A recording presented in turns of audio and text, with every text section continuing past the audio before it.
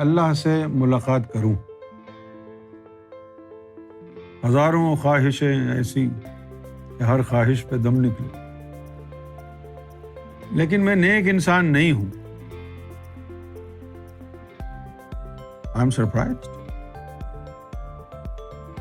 بلکہ مجھے تو شک لگتا ہے کہ میرا ذکر بھی نہیں چلا. میں کیا کروں؟ اللہ کو دیکھنے کی جو خواہش ہے، آپ مجھے پہلے یہ بتائیے، اگر یہ برے انسانوں میں خواہش آ جاتی ہے تو اچھے انسانوں میں کیا ہوتا ہوگا؟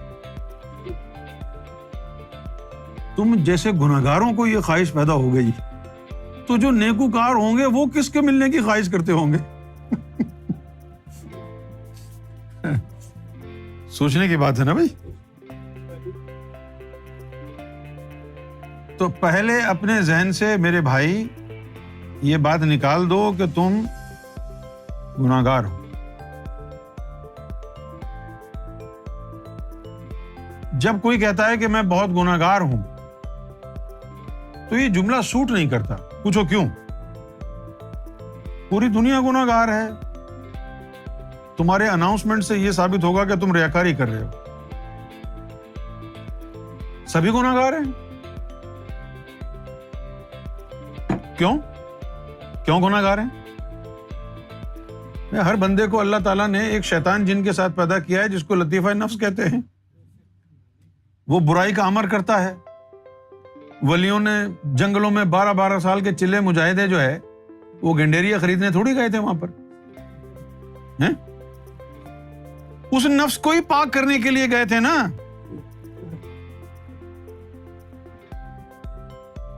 کتابوں کو اگر دیکھا جائے تو صرف انبیاء اور اہل بیت کے 14 معصومین ہیں. باقی کوئی معصوم نہیں ہے. نہ کوئی ولی معصوم ہے، نہ کوئی فقیر معصوم ہے، نہ کوئی صحابی معصوم ہے. صرف انبیاء کرام علیہ الصلوۃ والسلام اللہ کی کتاب کی روشنی میں معصوم ہیں، اور اہل بیت کے 14 معصوم ہیں. اس کے علاوہ کوئی معصوم نہیں ہے. سوم ہیں سارے. سوم سمجھتے ہو تم؟ تو ہنسے کیوں پھر؟ انبیاء معصوم ہیں اور 14 معصوم ہیں. اس کے علاوہ کوئی معصوم نہیں. سب کو پاک ہونا پڑتا ہے. اپنے نفس کو پاک کرنا پڑتا ہے. قد افلح من تزکا. گارنٹی اللہ کی طرف سے ہے. جب قد لگاتا ہے تو اس کا مطلب ہے کہ یہ میری گارنٹی ہے، ایشورنس ہے. قد افلح، میں گارنٹی دیتا ہوں کہ وہ کامیاب ہو جائے گا. کون؟ من تزکا، جتنے اپنے نفس کو پاک کر لیا. یہ تو اللہ نے کہا.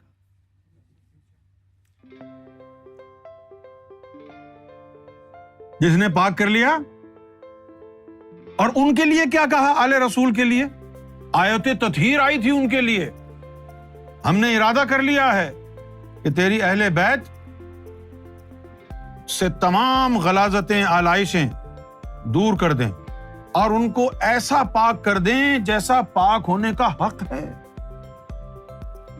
اب اللہ کے نزدیک پاکی کا معیار کیا ہوگا؟ کیسی تطہیر عطا فرمائی ہوگی؟ اللہ رب العزت نے اپنے نبی کی آل کو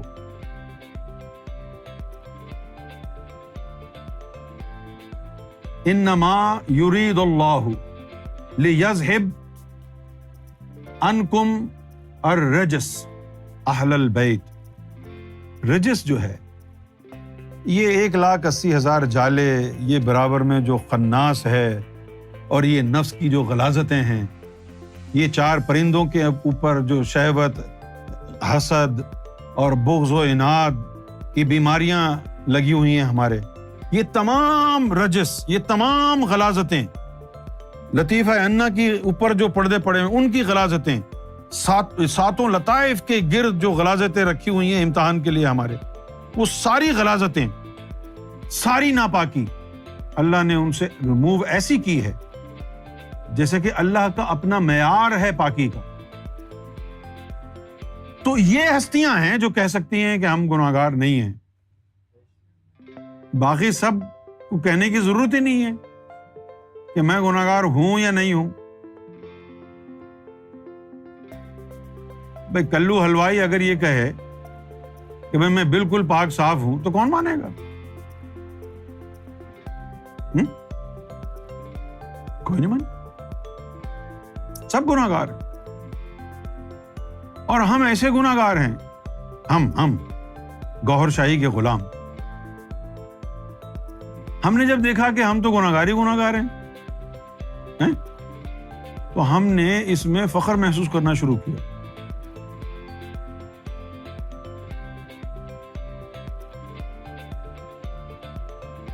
کیوں فخر محسوس کرنا شروع؟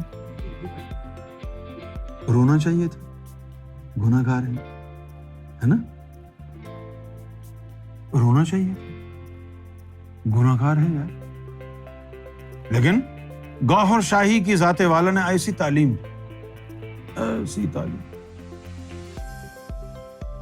کہ جو رونے کا مقام ہے وہ مقام فخر بن گیا. ایک دن موسیٰ علیہ السلام نے اللہ تعالیٰ سے پوچھا، اے اللہ ایسی کوئی عبادت بتا جو تجھے پسند. اللہ تعالیٰ نے کہا کہ جو عبادت مجھے پسند تو وہ کر ہی نہیں سکتا. اب موسیس found it to be really challenging. انہوں نے کہا جی لے حد ہو گئی ہے یار. میں یار موسیس میں نہیں کر سکتا. اب وہ یعنی جو انکیوزیٹیونیس تھی وہ بڑھ گئی ان کی. Curiosity killed the cat. وہ کہنے لگے کہ وہ کیسی عبادت جو موسیٰ نہیں کر سکتا. اللہ تعالیٰ نے فرمایا بڑے چپکے سے، مجھے گناہگار کے ندامت بھرے آنسو پسند، اور تم معصوم ہو، تم گناہ کر ہی نہیں سکتے. چپ ہو گئے. صحیح ہے نا؟ اب یہاں تک تو یہ بات عام ہی ہے، ہر مولوی ملا اس کو بیان کر دیتا ہے. فخر کی بات کیا ہے اس میں؟ وہ سرکار کی طرف سے آتی ہے. وہ کیا ہے؟ ارے گناہ کرنے کے بعد ندامت کے آنسو کہاں آتے ہیں لوگوں میں؟ گناہ ہی کرتے رہتے ہیں. سرکار گوہر شاہی نے فرمایا کہ نفس کو پاک کرو. جب نفس میں نور جائے گا تو یہ تیرے اندر باطنی ملامت پیدا کرے گا، ندامت پیدا کرے گا، اور تجھے تیرے گناہوں پر پچھتاوا دلائے گا، رلائے گا. اور جب تو اس نفس کی طہارت کی وجہ سے اپنے گناہوں پر روئے گا نا، تو پھر اللہ تعالیٰ کی رحمت تجھ پر نازل ہو. رونے والی آنکھیں مانگو، رونا سب کا کام نہیں. ذکر محبت عام ہے لیکن سوز محبت عام نہیں. تو گناہگار ہونا اتنی بری بات بھی نہیں. گناہگار ہو کر ندامت اور ملامت اور پچھتاوا یہ حاصل کرنا بڑی بات ہے. کیونکہ اگر یہ حاصل ہو جائے تو پھر گناہگار کی لاٹری نکل آئی. وہ عبادت مل جائے گی جو نبیوں کو نہیں ملی.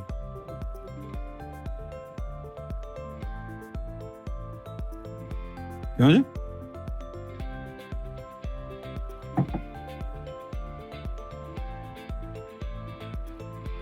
اور پھر اس کے بعد یہ ہوا کہ امام مہدی علیہ الصلوۃ والسلام نے فرمایا کہ ایک دن اللہ تعالیٰ نے اعلان کروایا کہ ہمیں 500 پاگلوں کی ضرورت ہے. یہ جو پرانے ہمارے ساتھی ہیں، بہت ہی پرانے، انہوں نے سنا ہوگا سرکار کی بارگاہ سے یہ قول 11ویں شریف کے موقع پر فرمایا تھا. پتہ نہیں 1980 7 کی بات ہے یا اس سے آگے کی بات؟ کب کی بات؟ 88۔ تو 1988 میں یہ فرمایا کہ اللہ تعالیٰ نے اعلان کیا کہ ہم کو 500 پاگلوں کی ضرورت ہے۔ تو سرکار نے فرمایا کہ بہت نبیوں اور ولیوں نے جو ہے اپنی درخواستیں لگا دی کہ جی ہم حاضر ہیں۔ تو اللہ نے فرمایا نہیں، ہم کو نبی کی نہیں، پاگل کی ضرورت ہے۔ نبی کی نہیں، پاگلوں کی ضرورت۔ وہ پاگل کون ہے؟ اس کا ظاہری پہلو سرکار نے بیان فرما دیا اور اس کا باطنی پہلو مجھے بیان کرنا تھا۔ اس کا ظاہری پہلو یہ تھا کہ وہ 500 پاگل جو بھرتی کرنے ہیں ان کا کام یہ ہوگا کہ یہ اخباروں میں اللہ رسول کا نام آتا ہے، لوگ پڑھ پڑھا کے ردی ٹوکری میں پھینک دیتے ہیں، گلیوں میں چلی جاتی ہے، گٹر میں، آلائش میں، کیچڑ میں اخبار کے وہ ٹکڑے پڑے ہوتے ہیں جن میں اللہ رسول کا نام ہوتا ہے۔ تو ان پاگلوں کا کام یہ تھا کہ اس غلاظت سے اخبار کے ان ٹکڑوں کو، کاغذوں کو اٹھائیں، اللہ کے نام کو صاف کر کے عزت کے ساتھ اوپر رکھیں۔ یہ کام ان پاگلوں کا۔ اور اس کی باطنی تشریح کیا ہے؟ اس کی باطنی تشریح یہ ہے کہ وہ 500 پاگل بھرتی چاہیے جو گناہ گاروں میں گھس جائیں، گناہ گاروں میں گھس جائیں، ان گناہ گاروں کو صحبت دیں، اس غلاظت میں بیٹھیں، اس گندگی میں ہاتھ ڈالیں، اور ان گناہ گاروں کے اندر جو اللہ کے نام کی مہریں لگی ہوئی ہیں، یہ ازلی مومن ہے، یہ ازلی محب ہے، یہ ولایت والا ہے، اس کو نکالیں۔ یہ اس کی باطنی تشریح۔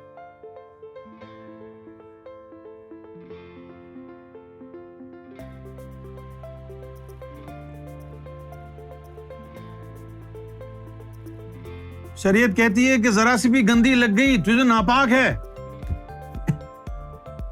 ناپاک ہے۔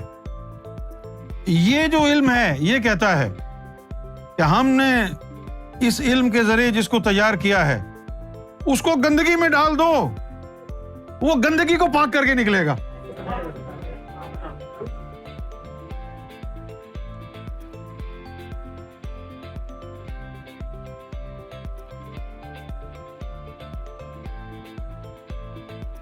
مجھ سے لوگ کہتے ہیں کہ فلاں نے اتنی بری باتیں کی، تم اس کو نکال دو، فلاں ایسا ہے اس کو بھی نکال دو۔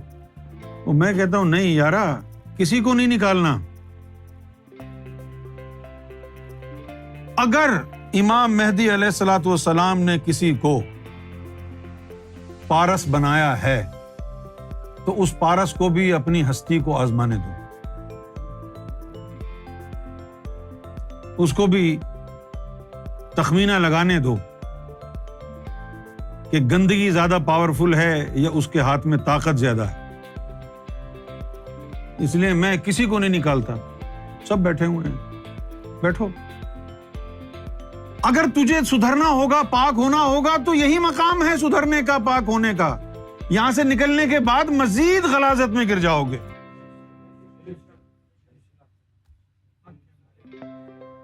یہاں سے نکلنے کے بعد غلاظت میں مزید گر جاؤ گے، طہارت سے مزید دور ہو جاؤ گے۔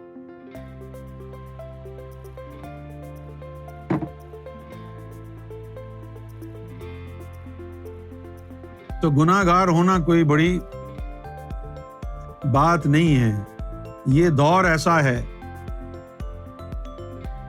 کہ اللہ تعالیٰ نے گناہ گاروں کے لیے ایسی ہستی کو بھیجا ہے جیسی ہستی اس سے پہلے کبھی آئی نہیں تھی۔ اگر ہم گناہ گار نہیں ہوتے، پارسا ہوتے، تو اتنی بڑی ہستی ہم کو کہاں ملتی؟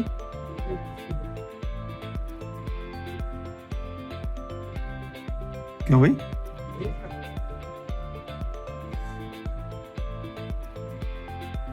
رہ گئی بات کہ آپ کے دل میں اللہ سے ملاقات کرنے کی خواہش ہے، تو یہ تو اچھی بات ہے۔ قرآن نے بھی لکھا ہے کہ جو ہماری ملاقات کا خواہاں ہے وہ رسول اللہ کی پیروی کرے اور کثرت سے ذکر اللہ کرے تو اس کی یہ خواہش پوری ہو جائے گی. رسول اللہ کی پیروی کرے، باطنی اتباع کرے اور اپنی ان تمام روحوں کو ذکر اللہ میں لگائے. یہ اللہ سے ملنے کی کہانی بہت آگے جا کے ہوگی. ابھی تو پہلے تو آپ نے دھوبی بننا ہے. دھوبی کیا کرتا ہے؟ کپڑے دھوتا ہے. تو آپ بھی دھوبی بنے. پہلے آپ اپنی روح کے کپڑے یعنی جسم کو پاک کریں، اس کے بعد نور سے روح کو غسل دیں، پھر محبت کا میک اپ دیں اسے. جب روح نہا دھو کے میک اپ کر کے تیار ہو جائے گی تو مرشد اس کو اللہ کے سامنے جا کے کھڑا کر دے گا. یہ رہا تیرا اللہ. اسٹیپ بائی اسٹیپ یہ چینلنگ سے ہوگا کام. یہ نہیں ہے کہ آپ کو ابھی ابھی خواہش ہوئی اور 2 منٹ بعد اللہ نے کہا جی میں یہ کھڑا ہوں دیکھ لو. ایسا نہیں ہوگا. یہ تو بہت بڑی خوش قسمتی کی بات ہوتی ہے. یہ تو مقدر والوں کی بات ہوتی ہے کہ وہ اللہ کے راستے پر چلیں، اپنے ظاہر اور باطن کو پاک صاف کرتے جائیں اور جو جو صفائی ستھرائی میں جو مصیبتیں آئیں ان کو جھیلتے جائیں. یہ نہیں کہ بھائی بہت صفائی ہو گئی میں تھک گیا ہوں. جیسے وہ میں گاڑی کھڑی کرتا ہوں حلوہ پوری کے آگے، 2-4 ہاتھ مار کے مرزا کہتے ہیں میں تھک گیا ہوں، شکیل کو بلا لو. شکیل آ کے پورا کرتا ہے. تو خواہش ہے تو آ جاؤ ادھر. ذکر قلب چلتا ہے یا نہیں چلتا ہے جانے تو، بس آ کے ادھر بیٹھ جاؤ. تم بس اٹھنا نہیں یہاں سے. اور ہم نے وعدہ کیا ہے کہ جو تمہاری خواہش ہے وہ پوری ہوگی. تم نے اٹھنا نہیں ہے، بس چپکے رہو یہاں سے.